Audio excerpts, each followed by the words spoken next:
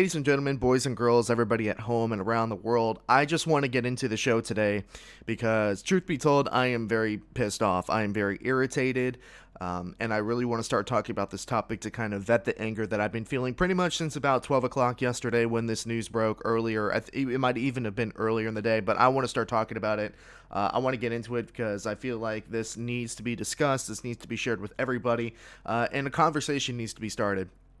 And it's not often that I come on the show feeling very pissed off. I try to have this show be, a really happy show with great analysis and, maybe some funny takes here or there, but something that logical analysis, and really good takes, some of them hot, some of them not, but the objective of this show is to mostly always be, have a positive, fun, lighthearted feeling on it, despite maybe some negative topics sometimes and some pessimistic opinions. But today we're going to be talking about something that is very, I guess the word is disgusting. So if any of you are squeamish, if any of you don't like listening to nasty things, I would encourage you to maybe fast forward about 15 minutes in the podcast. But we're going to talk about the Chad Wheeler situation, something that has gotten me riled up. It's gotten a lot of people riled up, and I think it deserves to be talked about. And former Seattle Seahawks offensive lineman, and former by literally the hair on his chin. Like, he was released about 3 weeks ago when the Seattle Seahawks were bounced from the NFL playoffs. So former, barely former Seattle Seahawks offensive lineman Chad Wheeler was arrested early on Saturday. The thing that blows my mind is this actually happened on Saturday of last week, almost an entire week ago, before the news was fully developed and broken on national TV over the course of Wednesday and Thursday. But last Saturday, Chad Wheeler was arrested with domestic assault, first-degree domestic assault, resisting arrest, and some other things here or there for beating his girlfriend.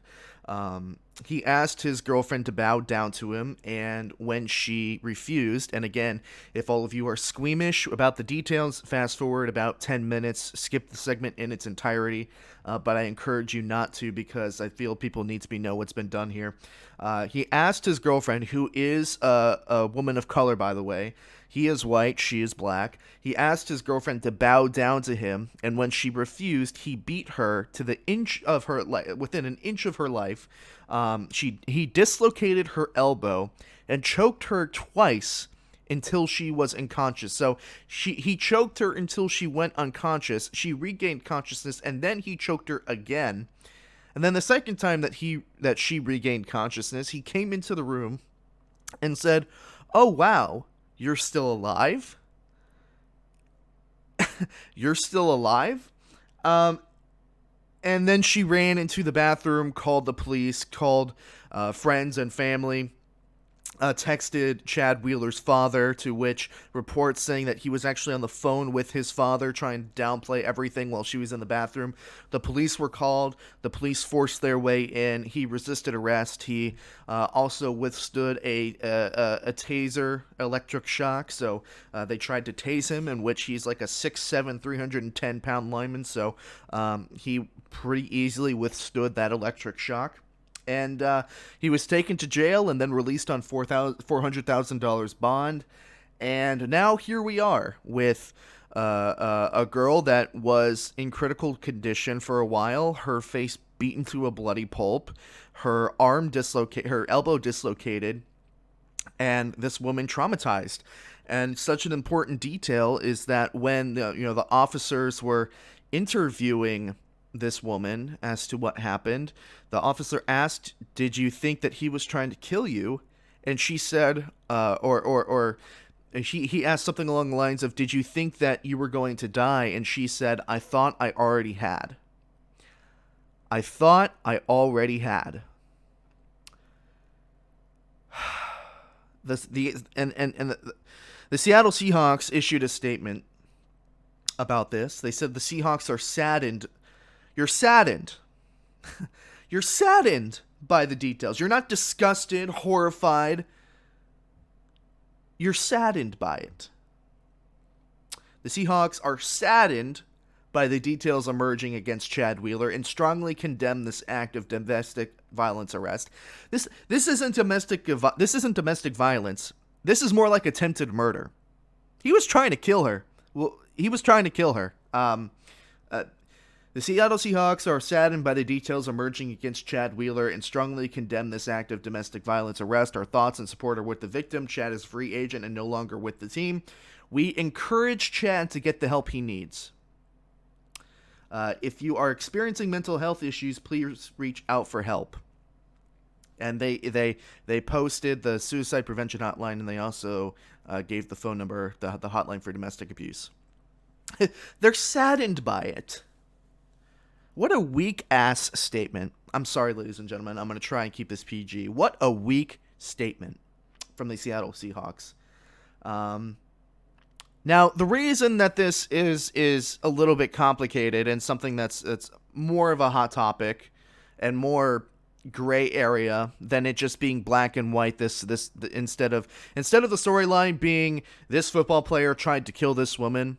Unfortunately, it's more of a gray area than that. The story is this bipolar, mentally ill man tried to hurt his girlfriend and did hurt his girlfriend.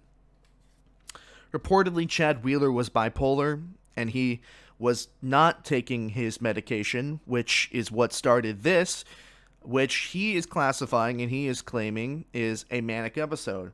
Now, am I denying that he was having a manic episode? No. It's not my area of expertise. I don't know specifically what does and what does not trigger violence, especially when it comes to bipolar disorder.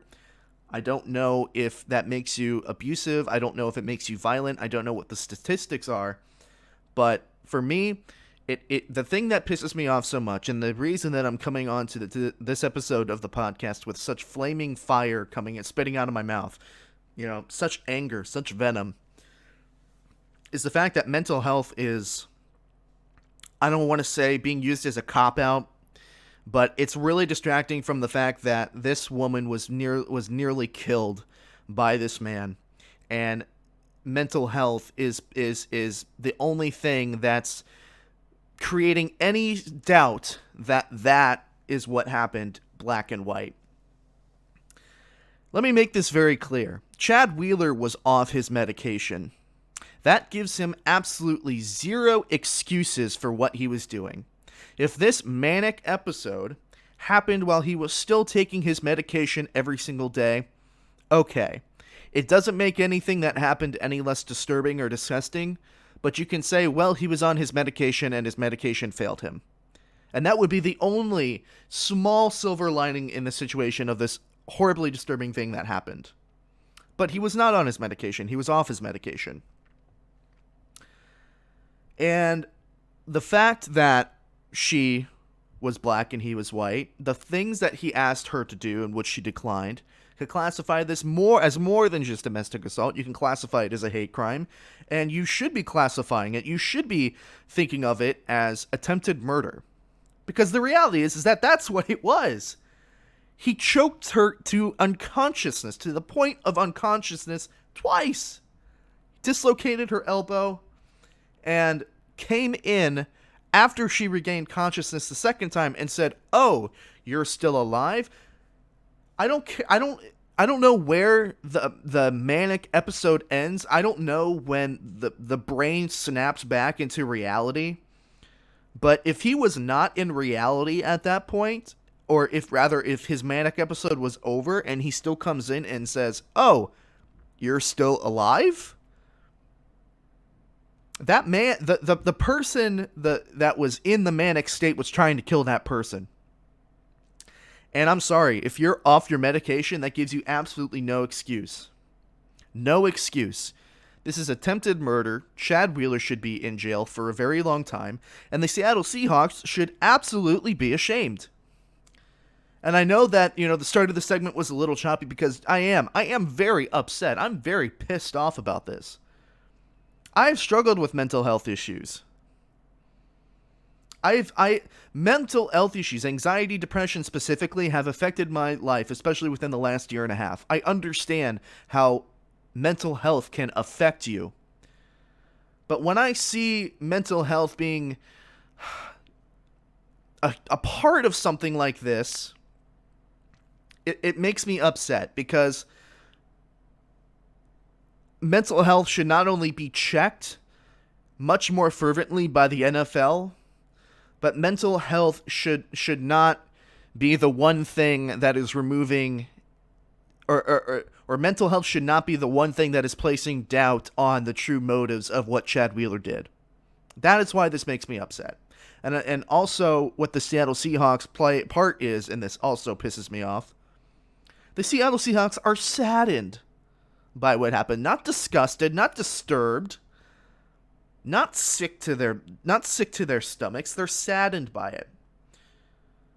And they say, yeah, our thoughts and well wishes go out to the victim. But then they say, let's help Chad we hope that Chad gets the help that he needs. As in, if he is mentally ill. Sure, yes, he has bipolar disorder. Yes, that's a mental health case. But he was not taking his medication. Again, once you stop taking your medication, you forfeit your right to use mental health as an excuse. This is your fault for not taking your medication. And the thing is that it's not the first time that the Seattle Seahawks have played loose with players that have had domestic assault and domestic violence histories. Because this isn't the first time that something like this has happened with Chad Wheeler. While he was at University of Southern California, USC Trojans, police were called and he was arrested. I don't know, it was a felony charge or some kind. I don't know exactly how the law interprets this, but he was he was punching holes in walls and through windows with a 20-year-old woman and her child in the same room. And the police were called and he was arrested. The NFL needs to do better checks. They need to do better with analyzing the psychology of players, analyzing the mind of players. And it's incredible to me that they haven't, enforced stricter mental health and stricter regulations on things like this, because especially with the rise of CTE, especially with the rise of mental health in the past couple of years, it's incredible to me that there's not more regulations in place to keep players or keep people like this out of the NFL. Now back to the Seattle Seahawks. This isn't the first time they've played loose with players with domestic violence history. They drafted Frank Clark in the second round of the 2013, the 2014 NFL draft, something like that. And Frank Clark was charged with domestic abuse, where he beat his girlfriend in a Michigan hotel in front of her two siblings. And that was enough to get him dismissed from the Michigan football team, but not enough apparently to keep the Seattle Seahawks from drafting him. I'm just sick to my stomach. The Seattle Seahawks, I'm ashamed. They should be ashamed. They should be disgusted. But no, apparently they're just saddened by what happened. Mental health should not be a cop-out in this situation. He was not taking his medication. He has no excuses. And, this wouldn't be really, again, I say this wouldn't be such a gray area issue if mental health wasn't a rising topic in the world today. When Ray Rice hit his fiancée in an elevator, mental health was not questioned once. He just assaulted his fiancée in an elevator. When Kareem Hunt kicked a woman in a hotel lobby, mental health wasn't asked. But now, in a world in which we are in a global pandemic, mental health is a rising topic. It's rising in awareness. And Chad Wheeler just so happens to have bipolar disorder. Now mental health is a part of this, and it really shouldn't be, because he went without his medication, and he has no excuses for that. He went without his medication, and now mental health is the only thing that's making this a gray area issue when it should be black and white. He attempted to murder his girlfriend. Hey everyone, thank you so much for watching this segment from the Hard Headed Sports Podcast. You've heard what I've had to say, now I'm interested to hear what you think as well. If you enjoyed this highlight from the show and want to watch more highlights from the show as they come out after the show's completion, you should definitely subscribe to the YouTube channel, and if you're interested in listening to the entire show in its full-length entirety, you should follow the show on Spotify, Apple Podcasts, Google Podcasts, and Anchor. Thank you so much for watching. I will see you all very soon.